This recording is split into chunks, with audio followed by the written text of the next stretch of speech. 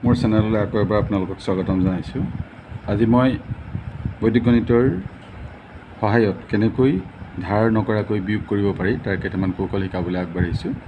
ইয়াৰ ভিতৰত আপোনালোকে প্ৰথমে চাওক, মই এটা অংক ইয়াত কৰি থৈছোঁ যে 735216ৰ পৰা 356837 বিয়োগ কৰিব লাগে। এই অংকটো কৰিবলৈ যাতে আমি বাৰে বাৰে ধাৰ কৰিবলগীয়া হয়, এনে ক্ষেত্ৰত আমি কি কৰিম, বৈদিক গণিতৰ মই ইয়াৰ আগৰ যিটো পাঠ তাত মই দিছিলোঁ যে একাধিক বিন্দু আৰু পৰম মিত্ৰ, এই দুটা বিষয় শিকাইছিলোঁ।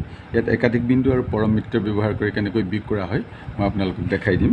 ইয়াত প্ৰথমে ধৰা হওক 6ৰ পৰা যিহেতু 7 বিয়োগ নহয়, গতিকে আমি ইয়াৰ বাওঁফালৰ অংকটোৰ ওপৰত এটা একাধিক বিন্দু দিছোঁ 3ৰ ওপৰত, আৰু তাৰপিছত আমি কি কৰিম, ইয়াৰ 7ৰ পৰম মিত্ৰটো বিচাৰিম। ইয়াৰ পৰম মিত্ৰ হ'ল 3, 3ৰ লগত 6 যোগ কৰিলোঁ, 6 3 9। এতিয়া চাওক, 1ৰ পৰা এইটো যিহেতু 4 হ'ল, 4 বিয়োগ নহয়, গতিকে আমি ইয়াত 8ৰ পৰা এটা একাধিক বিন্দু দিলোঁ। একাধিক বিন্দুটো দিয়াৰ পাছত আমি ইয়াৰ মানটো হ'ল 4, 4ৰ পৰম মিত্ৰ হ'ল 6, 6ৰ লগত এই ওপৰৰ 1টো যোগ কৰিলোঁ, 7 হ'ল।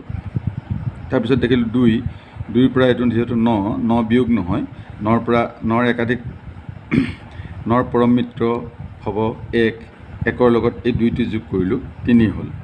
ঠিক তেনেধৰণে ইয়াত একাধিক বিন্দু এটা দি থ'লোঁ 5ৰ পৰা যিহেতু 7 বিয়োগ নহয়, গতিকে আমি ইয়াত একাধিক বিন্দু এটা দি এই 7ৰ পৰম মিত্ৰ বিচাৰিলোঁ।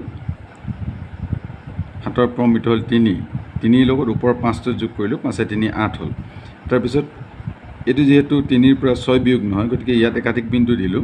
একাধিক বিন্দু দিয়াৰ লগে লগে আমি এই 6ৰ পৰম মিত্ৰ বিচাৰিলে 4ৰ লগত 3 যোগ কৰিলোঁ, 7 হ'ল। আৰু শেষৰটো আমি দেখা পালোঁ 7ৰ পৰা যিহেতু 4 বিয়োগ হ'ব, গতিকে 7ৰ পৰা 4 বিয়োগ কৰিলে আমি 3 পালোঁ। এনেধৰণে আমি ধাৰ নকৰাকৈ অংকটো কৰিব পাৰোঁ। ঠিক একেধৰণে আৰু এটা চাওক, এই অংকটোত একেধৰণৰ কথাই আছে। যিহেতু এইটো 2ৰ পৰা 6 বিয়োগ নহয়, গতিকে তাৰ বাওঁফালৰ অংকটোৰ ওপৰত আমি এটা একাধিক বিন্দু দিলোঁ। একাধিক বিন্দু দিয়াৰ পিছত 6ৰ পৰম মিত্ৰ বিচাৰিলোঁ। 6ৰ পৰম মিত্ৰ 4ৰ লগত 2 যোগ কৰিলোঁ, 6 হ'ল। এতিয়া এইটো যিহেতু 4 আৰু এইটো 4ৰ পৰা 4 বিয়োগ হয়, 4ৰ পৰা 4 বিয়োগ হ'লে 0 হয়, গতিকে আমি এইটো বিয়োগ কৰি দিম। গতিকে ই যিহেতু বিয়োগ হ'ল, গতিকে ই একাধিক বিন্দু নাপায়। এতিয়া আমি পুনৰ চাম, 3ৰ পৰা যিহেতু 4 বিয়োগ নহয়, গতিকে ইয়াৰ বাওঁফালৰ অংকটোত এটা একাধিক বিন্দু দিলোঁ। আৰু একাধিক বিন্দু দিয়াৰ পাছত আমি 4ৰ পৰম মিত্ৰ বিচাৰিলোঁ 6ৰ লগত 3 যোগ কৰিলোঁ, 9 হ'ল। এতিয়া এইটো হ'ল 3, 0ৰ পৰা 3 বিয়োগ নহয়, গতিকে ইয়াত এটা একাধিক বিন্দু দিলোঁ। একাধিক বিন্দু দিয়াৰ পিছত 3ৰ পৰম মিত্ৰ বিচাৰিলোঁ 7ৰ লগত 0 যোগ কৰিলোঁ, 7 হ'ল।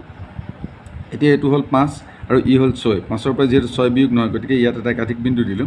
একাধিক বিন্দু দিয়াৰ পিছত 6ৰ পৰম মিত্ৰ বিচাৰিলোঁ 4ৰ লগত 5 যোগ কৰিলে হ'ল 9। এতিয়া এইটো বিয়োগ হ'ব, যিহেতু 6 আৰু তলৰ সংখ্যাটো হ'ল 3, 6ৰ পৰা 3 গ'লে 3। একেধৰণে আৰু এটা মই কৰি দেখুৱাইছোঁ আপোনালোকক, চাওক। এইটো হ'ল 5 আৰু ই হ'ল 7, যিহেতু 5ৰ পৰা 7 বিয়োগ নহয়, গতিকে আমি 2ৰ পৰা এটা একাধিক বিন্দু দিম। দিয়াৰ পিছত 7ৰ পৰম মিত্ৰ হ'ল 3ৰ লগত 5 যোগ কৰিলোঁ, 5 3 8 হ'ল। তাৰপিছত এইটো হ'ল 2ৰ পৰা যিহেতু 3 বিয়োগ নহয়, গতিকে আমি ইয়াৰ ওপৰত এটা একাধিক বিন্দু দিম।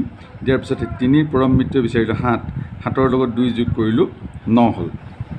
এতিয়া এইটো 6ৰ পৰা যিহেতু 7 বিয়োগ নহয়, গতিকে ইয়াত এটা একাধিক বিন্দু দিম। একাধিক বিন্দু দিয়াৰ পিছত আমি দেখিলোঁ যে কিমান, 9ৰ পৰম মিত্ৰ 1ৰ লগত 6 যোগ কৰিলে 7 হ'ব। এতিয়া এইটো হ'ল 6, যিহেতু 0ৰ পৰা 6 বিয়োগ নহয়, গতিকে ইয়াত এটা একাধিক বিন্দু দিম। একাধিক বিন্দু দিয়াৰ পিছত 6ৰ পৰম মিত্ৰ বিচাৰিম 4ৰ লগত 0 যোগ কৰিলে 4 হ'ব। এইটো 0ৰ পৰা যিহেতু 5 হ'ল, 5 বিয়োগ নহয়, গতিকে ইয়াত এটা একাধিক বিন্দু দিম। দিয়াৰ পাছত ইয়াৰ পৰম মিত্ৰ বিচাৰিলে 5ৰ লগত 0 যোগ কৰিলে 5 হ'ব। আৰু ইয়াত থাকিলে 8ৰ পৰা যিহেতু 4 বিয়োগ হয়, 8ৰ পৰা 4 বিয়োগ কৰিলে আমি 4 পাম। ঠিক একেধৰণে আৰু এটা অংক মই আপোনালোকক দেখাই দিছোঁ।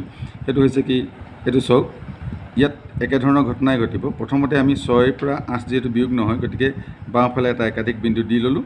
দিয়াৰ পিছত 8ৰ পৰম মিত্ৰ চালোঁ, 8ৰ পৰম মিত্ৰ 2ৰ লগত 6 যোগ কৰিলোঁ, 6 2 8। এতিয়া দেখিলোঁ 2ৰ পৰা যিহেতু 6 বিয়োগ নহয়, পাছত একাধিক বিন্দু 6 আছে, গতিকে 6 বিয়োগ নোহোৱাৰ কাৰণে ইয়াৰ ওপৰত এটা একাধিক বিন্দু দিলোঁ। দিয়াৰ কাৰণে এতিয়া ইয়াৰ 6ৰ পৰম মিত্ৰ পালোঁ 4ৰ লগত 2 যোগ কৰিলোঁ, 6 হ'ল। এতিয়া 3ৰ পৰা এই 8 একে 9 বিয়োগ নহয়, গতিকে বিয়োগ নোহোৱাৰ কাৰণে ইয়াত এটা একাধিক বিন্দু দিবলগীয়া হ'ল।